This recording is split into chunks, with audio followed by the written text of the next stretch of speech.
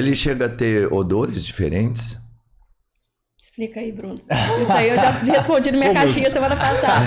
Como assim odores diferentes? É legal isso, né? Eu achei bacana. Tem uma certa teoria que o paciente esquizofrênico, mas digamos que aquele esquizofrênico, bem entre aspas, raiz, Sim. né? Você pode sentir algum tipo de odor diferente que estaria associado à patologia, à doença. Mas eu vou falar mais ou menos a minha opinião sobre isso. Eu acho que a gente estaria falando de pessoas esquizofrênicas com menos condições de acesso à saúde, de acesso a tratamento e com condições de vida socioeconômica piores. Onde o autocuidado seria pior, onde o acesso ali a, sei lá, um saneamento básico, uma qualidade de vida, uma boa alimentação, uma higiene adequada, é um pouco mais difícil, mais reduzido nesse aspecto. Então, e principalmente aquela pessoa esquizofrênica que não tem acesso ao tratamento, onde ela faz surtos com frequência, acaba sendo internado com frequência, e aí às vezes na internação não consegue ter a higiene adequada, coisa assim. Eu acho que se fosse para falar essa questão do odor diferente do esquizofrênico, seria esse perfil de paciente esquizofrênico. Então a gente vê essa questão do cheirar mal, né? Muito mais como uma consequência da desorganização do comportamento do que como algo da doença. Dentro dos critérios diagnósticos da esquizofrenia, o que tem?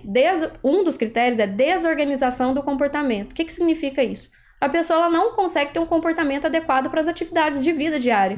Então ela não consegue se cuidar, não consegue tomar um banho. Às vezes, por exemplo, tá suja, aí você manda, vai lá tomar banho, fulano. Fulano vai tomar banho e coloca a roupa suja de novo. E isso não é porque, nossa, mas fulano é porco, não tem higiene. Ele está desorganizado, tanto mentalmente quanto do comportamento. É uma desorganização do pensamento e do comportamento. Então esse odor nada mais é do que uma consequência do mau cuidado que é gerado por essa desorganização do comportamento. Agora, pega o esquizofrênico estável, ali tomando a medicação, sem estar em surto, ele não vai ter nenhum odor diferente, não tem nada que vai produzir no corpo dele que ele vai cheirar mal. Então, mas é comum a gente pegar pacientes esquizofrênicos que estão em situação de rua, muitas vezes usando substâncias, é igual se a gente vai no Cracolândia. As pessoas estão cheirando mal, mas logicamente, elas estão desorganizadas, estão em situação de rua, estão intoxicadas por substâncias. Então, ali a gente vê como mais uma das facetas da manifestação da doença. Mas não é assim, não, se a pessoa tem esquizofrenia porque ela cheira mal. Não é um critério diagnóstico. Não tem nada a ver. Ajuda o diagnóstico. Não seria nem pela doença em si, muito menos por qualquer medicação antipsicótica. E é inconsciente nessa pessoa, ela não tá vendo nada de anormal ali naquela atividade dela ali. Quando a gente pensa nesse perfil de paciente, então num paciente esquizofrênico mais grave, que tem um menor acesso ao tratamento, ele meio que vive em surtos, né? Ele tem uma dificuldade maior de remitir os surtos psicóticos. Sim. E isso agrava muito, né? O prognóstico da doença fica muito ruim. Lá no Hospital São Marcos, onde a gente trabalhava, né? Onde a Ju trabalha ainda, a gente tem um paciente morador lá, que ele é um esquizofrênico crônico. Esse paciente, ele tá lá desde 2014, eu acho, porque ele fala que é desde a Copa, né? Sim. E aí, é um paciente, assim, ele vive fora da realidade. Mas por quê? Porque foi um quadro maltratado por muitos e muitos e muitos ele anos, já é idoso, por décadas. né? Ele é idoso já, então assim... Porque a esquizofrenia é uma condição onde a faixa etária de risco é entre 18 aos 30, 35 anos. Partindo do pressuposto que ele deve ter aberto ali o quadro com uns 20 anos, ele tem o quê? 50? Ele tem 60 e poucos. 60, então que 40 são 40 anos de doença maltratados. Digamos que hoje não, hoje é bem tratado. Sim. Porque ele tá na internação, Mas já onde ele num tem... quadro de pouca recuperação. Exatamente, e ele vive em delírio, ele vive fora da realidade. Tem fármacos melhores hoje, assim, que você pode voltar o esquizofrênico mais pra uma vida normal, mesmo ele tendo passado anos sem nenhum tratamento? Tem fármacos novos, né? A gente tem fármacos que facilitam mais a adesão, né? Porque eu acho que uma das coisas que mais atrapalha o esquizofrênico é ele não aderir, né? Então, assim, a maioria dos remédios psiquiátricos são comprimidos, é via oral, né? A gente quase não tem remédio psiquiátrico que é injetável. Hoje em dia a gente tem mais. Então, o esquizofrênico, se ele não tiver a crítica da doença, o entendimento que ele necessita de tratamento, se deixar ele sozinho, ele não vai tomar. Ou ele vai querer achar que o remédio de alguma forma atrapalha, dá algum efeito colateral que ele não gosta, algo do tipo. Então, hoje a gente tem algumas medicações injetáveis, onde o paciente, ao invés de precisar tomar comprimido todo dia, ele toma injeção uma vez por mês ou uma vez a cada 3 meses. Então, facilita muito mais que a gente tenha certeza que ele está se tratando. Mas aí é muito o que a gente estava falando. A esquizofrenia, ela tem que ser identificada de maneira rápida e tratada. Porque se o paciente passar anos e anos de uma maneira maltratada, o prognóstico é muito ruim. A esquizofrenia, ela traz um prejuízo funcional muito grande. E você dificilmente vai conseguir voltar para o 100%. Então, a minha mãe foi diagnosticada, né, com esquizofrenia. Entendi. E, tipo assim, na época não teve tratamento, a família acabou rompendo por conta disso aí, foi um pra cada canto, sabe? E ela ficou abandonada, assim, sabe? Ela ficou em casa, sozinha, ela, minha irmã. Mas ela ficou, tipo, sei lá, 20 anos sem tratamento, assim, sabe? E ela ficou nesse ponto, assim, sabe? De, tipo, ficar dentro de casa sem cortar cabelo, sem cortar unha. Ficava trancada dentro de um quarto, acumulando as coisas, tudo. E aí, quando a gente falou, não, vamos levar no médico, porque durante um tempo até a família falou, ó, isso daí é uma parada espiritual, tentava buscar ajuda, Ela tinha um viés espiritual, assim, ela né? tinha, então... Tentava buscar ajuda sem buscar a medicina, né?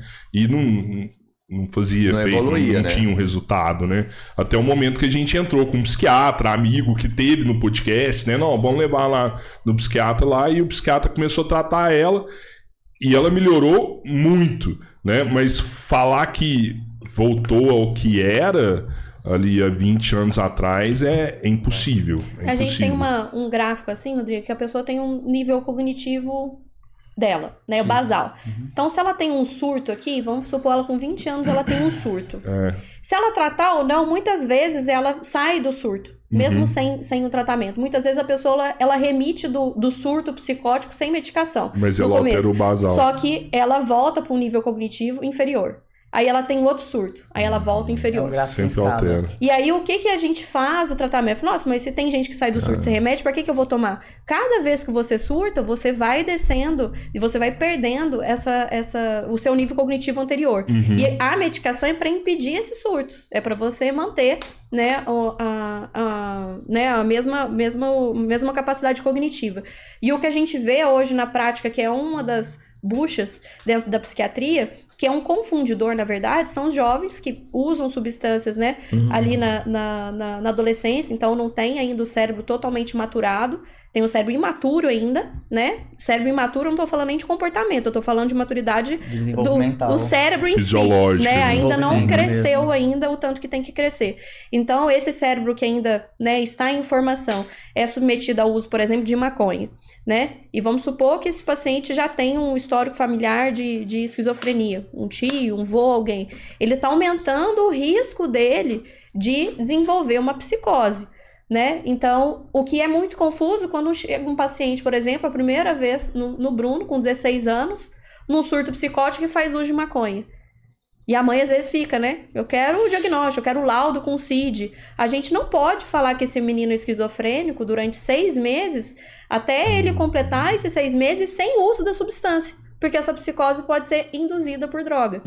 Então, assim, o nosso trabalho também não é só a questão de estar psicótico, medica com antipsicótico. Se fosse assim, seria fácil mesmo. Sim. Mas é mais uma questão de ver, assim, né? Todo o histórico familiar desse adolescente, qual que risco que ele corre dentro do ambiente dele. Às vezes, todos os amigos dele usam maconha. Às vezes, a namorada usa maconha. Às vezes, ele estuda numa escola onde consegue entrar com maconha. Então, o nosso trabalho é muito mais, assim, a gente tem que investigar a vida do paciente como um todo mesmo, né?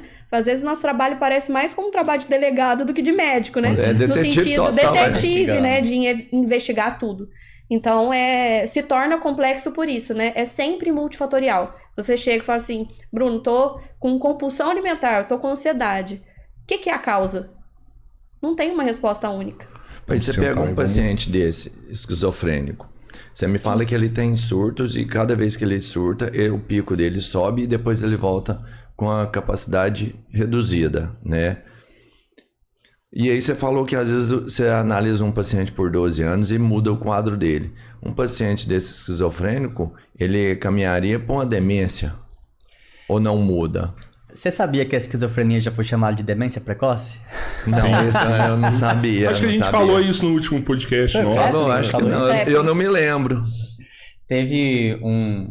É que a psiquiatria é baseada um pouco em filosofia, né? Tanto que os livros de psicopatologia, os grandes psicopatólogos da história eram filósofos. Os livros de psicopatologia tem um monte de extração filosófica lá, que você fica, tá bom, vai, cadê a parte de doença aqui? E aí teve um psicopatólogo chamado Kraepelin, que ele foi a pessoa que começou a trabalhar sobre o conceito de esquizofrenia ali. E aí ele chamou inicialmente a esquizofrenia de demência precoce. A gente não fala que esquizofrenia causa demência, só que com o passar dos anos e com a progressão da doença, principalmente em casos mais graves, onde os surtos são constantes, são frequentes, onde o paciente não tem uma boa adesão, não se trata direito, o prejuízo cognitivo e funcional vai ficando tão intenso que a pessoa passa a ficar muito dependente de terceiros, fica incapacitada, em alguns casos ela até pode ser considerada incapaz, né, judicialmente, então ela pode às vezes ter um curador, ela pode ter uma aposentadoria, algo do tipo, e aí é quase como se a gente pensasse que ela estaria num quadro semelhante a um quadro demencial, pela incapacitação, pela perda de funcionalidade e pela dependência de terceiros. Mas falar que causar demência não seria bem. Você falou um negócio aí que... Quando que é que a pessoa pode ser considerada